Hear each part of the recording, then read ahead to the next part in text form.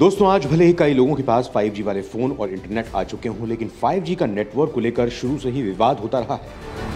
कभी कोरोना महामारी के लिए 5G नेटवर्क को जिम्मेदार ठहराया गया, तो कभी दावा किया गया कि 5G नेटवर्क के आने के बाद पक्षियों का जीवन खतरे में पड़ जाएगा। हालांकि इन सब दावों को WHO से लेकर टेलीकॉम कंपनीज और तमाम सरकारों ने बकवास कहकर एक साइड कर दिया है। लेकिन अब 5G की मुसीबतें और भी बढ़ चुकी हैं। दरअसल 5G की शुरुआत हुई थी, इतने में अमेरिका में एयरलाइन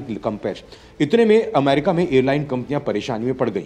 एयर इंडिया ने कहा कि अमेरिका में 19 जनवरी से ही फायर इंटरनेट के कारण अमेरिकी उड़ानों में कटौती या बदलाव करने पड़ेंगे। फेडरल एविएशन एडमिनिस्ट्रेशन ने कहा कि 5G के कारण विमान के रेडियो, अल्टीमीटर इंजन और ब्रेक सिस्टम में इंटरफेरेंस क्रिएट हो सकती है। इसकी वजह से रनवे पर प्लेन के लैंड करने में दिक्कत आ सकती है। एयर इंडिया ने कहा कि अमेरिका में 19 जनवरी से ही फायर इंटरनेट के कारण अमेरिकी उड़ानों में कटौती या बदलाव करने पड़ेंगे। फेडरल एविएशन एडमिनिस्ट्रेशन ने कहा कि 5G के कारण विमान के रेडियो, अल्टीमीटर इंजन और ब्रेक सिस्टम में इंटरफेरेंस क्रिएट हो सकते हैं।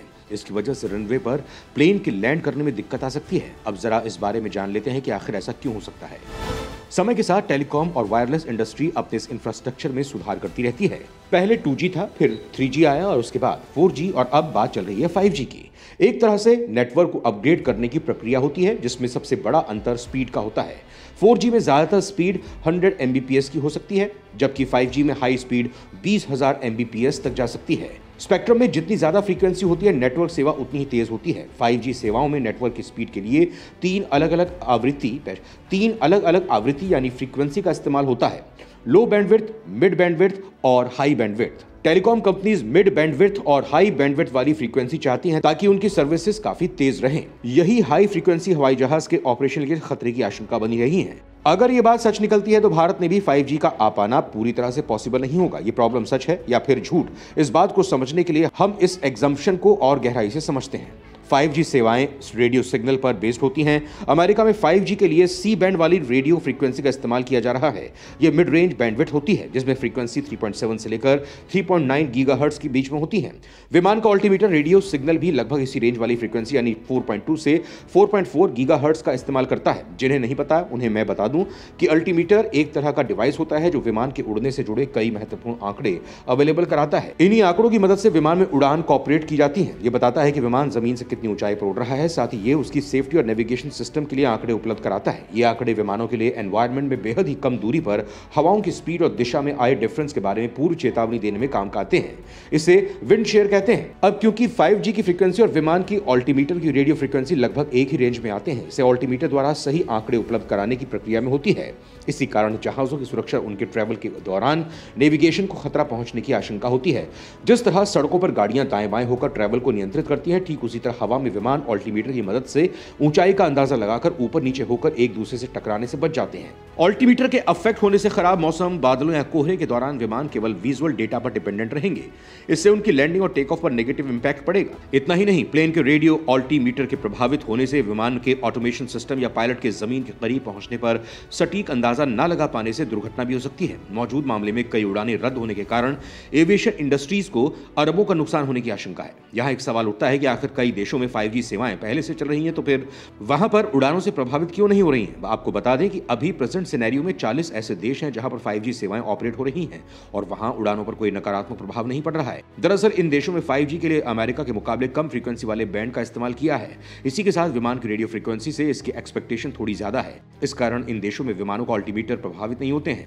दोस्तों, टेलीकॉम कंपनीज का क्या कहना है? AT&T वेरिजोन ने कहा है कि सुरक्षा को लेकर कोई खतरा नहीं है। संयुक्त राज्य अमेरिका में वायरलेस संचार उद्योग का प्रतिनिधित्व करने वाले CTIA ये भी कहता है कि दुनिया के 40 देशों ने सी बैंड को 5G के लिए उपलब्ध कराया, लेकिन वहां की विमान कंपनियों ने इस तरह की शिकायत नहीं की है। AT&T के CEO जॉन स्टैनके और वेरिजोन के CEO हैंस वर्थर्ग ने यह जरूर कहा है कि एयरपोर्ट के पास 5G नेटवर्क की ताकत को कम करेंगे। इससे पहले फ्रांस में भी इसी तरह का प्रयोग किया गया है। इसके अलावा इन देशों में इस तरह की समस्या से बचने के लिए एयरपोर्ट के आसपास एक बफर जोन बना दिया गया है, यानी यहाँ पर 5G सेवाएं संचालित नहीं की जाती हैं। साथ ही यहाँ एंटीने को थोड़ा नीचे की ओर झुका दिया जाता है। इसकी वजह से विमान के सिग्नल पर कोई नेगेटिव इफेक्ट आने से रोका जा सकता है।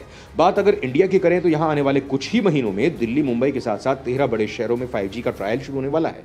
माना जा रहा है कि अमेरिका में हुई मौजूदा दिक्कत से सीख लेते हुए भारत भी अपने यूरोपीय देशों जैसे उपयोग करेगा, ताकि यहाँ 5G के चलते उड़ान को किसी भी तरह का नेगेटिव इफेक्ट ना पड़े। इसी के साथ एक्सपर्ट्स की माने तो भारत में इस समय ज्यादा हाई लेवल की फ्रीक्वेंसी वाले स्पेक्ट्रम का इस्तेमाल नहीं किया जा रहा, इसीलिए भारत को इस मुसीबत से ज्यादा परेशानी नहीं होगी। ये सारा डर सिर्फ यूएस की तरफ से आ रहा है। खैर, इसके अलावा एक और चीज है जो इस समय 5G को पूरी तरह से भारत में आने से रोक रही है, और वो है कैंसर। अभी तक हुई रिसर्च के मुताबिक 5G से कैंसर होने का खतरा काफी कम है। हालांकि अभी इसे लेकर काफी कम स्टडी की हुई है, इसीलिए इसे पूरी तरह से खारिज नहीं किया जा सकता। WHO 5G के सेहत से जुड़े खतरों का असेसमेंट कर रहा है, जिसकी रिपोर्ट इस साल में आ सकती है। WHO के मुताबिक अभी तक मोबाइल टेक्नोलॉजी इंसान की सेहत से जुड़ा कोई नुकसानदायी प्रभाव सामने नहीं आया है। 5G से कैंसर होता है या नहीं, इसे समझने के लिए पहले 5G की वर्किंग को समझना जरूरी है। एक्सपर्ट्स के मुताबिक ज्यादा एनर्जी और ज्यादा फ्रीक्वेंसी वाले रेडिएशन से कैंसर होने का खतरा रहता है। ऐसे रेडिएशन को आयोनाइजिंग रेडिएशन कहते हैं। एक्सरे, गामा और अल्ट्रावायलेट रे, जिसके कुछ उदाहरण हैं मोबाइल फोन और माइक्रोवेव ओवन जैसे आम इलेक्ट्रॉनिक डिवाइसेस में कम एनर्जी और कम फ्रीक्वेंसी वाले रेडिएशन का इस्तेमाल होता है। ये नॉन आयोनाइजिंग रेडिएशन की कैटेगरी में आते हैं, इसीलिए मोबाइल फोन से कैंसर का खतरा काफी कम रहता है। लेकिन इससे अब नेटवर्क के मामले में देखें तो 4G के मुकाबले भले ही 5G की नेटवर्क फ्रीक्वेंसी ज्यादा है, लेकिन इतनी भी ज्यादा नहीं कि हमारे शरीर के टिश्यूज को नुकसान पहुंचाए। 5G नेटवर्क वाली बात मोबाइल फोन और टावर दोनों पर लागू होती है। एक्सपर्ट के मुताबिक मोबाइल नेटवर्क टेक्नोलॉजी सिर्फ तभी नुकसान पहुंचा सकती है जब ये शरीर के टिश्यूज को गर्म करने लगे। दरअसल बहुत ज्यादा एनर्जी या हाई रेडिएशन से पैदा होने वाली गर्मी से हमारे इम्यून सिस्टम बल्कि DNA तक डैमेज हो सकते हैं, यानी हाई फ्रीक्वेंसी वाला रेडिएशन हमारी सेहत पर असर डाल सकता है। लेकिन 5G टावर से निकलने वाले रेडिएशन के कम फ्रीक्वेंसी की वजह से हमारी सेहत पर असर नहीं पड़ता है। अमेरिका की फेडरल कम्युनिकेशंस कमीशन यानी FCC की मौजूदा गाइडलाइन के मुताबिक लोगों को 300 किलोहर्ट्ज से लेकर 100 गीगाहर्ट्ज तक के रेडिएशन से खतरा नहीं होता। दुनिया के ज्यादातर देशों में अभी फायर की फ्रीक्वेंसी रेंज 25 से लेकर 40 गीगाहर्ट्ज के आसपास है और 100 गीगाहर्ट्ज से कम है। भारत में 5G के लिए 600 मेगाहर्ट्ज से 2447 की गीगाहर्ट्ज फ्रीक्वेंसी का इस्तेमाल होगा, पर इन सब बाबतों के बावजूद भी इस खतरे को पूरी तरह से टाला नहीं जा सकता है। 2021 में panel of future of science and technology of European parliament research service ने इंसानों की सेहत पर पाए गए 5G के असर को लेकर स्टडी की। इसमें बताया गया कि 450 से 6000 मेगाहर्ट्ज की फ्रीक्वेंसी वाले रेडिएशन से इंसानों में कैंसर होने का खतरा रहता है। इससे खासतौर पर ग्लायोमा और एक्रोस्टिक न्यूरोमा जैसे कैंसर होने का खतरा रहता है। आपको बता दें कि ग्लियोमा दिमाग और रीढ़ की हड्डी में होने वाला कैंसर है। एक्रोस्टिक न्यूरोमा भी दिमाग में होने वाला कैंसर है, जिससे सुनने की क्षमता खत्म होने लगती है। दोस्तों, 2011 में international agency for research on cancer यानी IARC ने कहा था कि मोबाइल का रेडिएशन इंसानों में कैंसर की वजह बन सकता है। इस रिसर्च को 14 देशों के 30 वैज्ञानिकों ने मान्यता दी थी।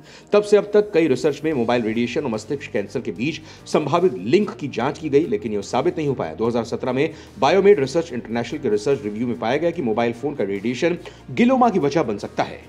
लेकिन 2018 में इंटररॉक की रिसर्च में हाई फ्रीक्वेंसी वाला रेडिएशन और ब्रेन ट्यूमर के बीच साफ संबंध नहीं पाए गए। अगर 5G से कैंसर होने की पॉसिबिलिटी पक्की हो जाती है तो भारत सरकार इसे रोकने के लिए 5G को कुछ जगह तक लिमिट कर देगा। तो ये थी 5G के भारत में पूरी तरह से ना आने की कहानी। आपको क्या लगता है, क्या ये सभी बातें भारत और पूरी दुनिया के लिए सच होंगी? आप इस बारे में जो भी सोचते हैं कमेंट सेक्शन में जरूर बताएं। जय हिंद।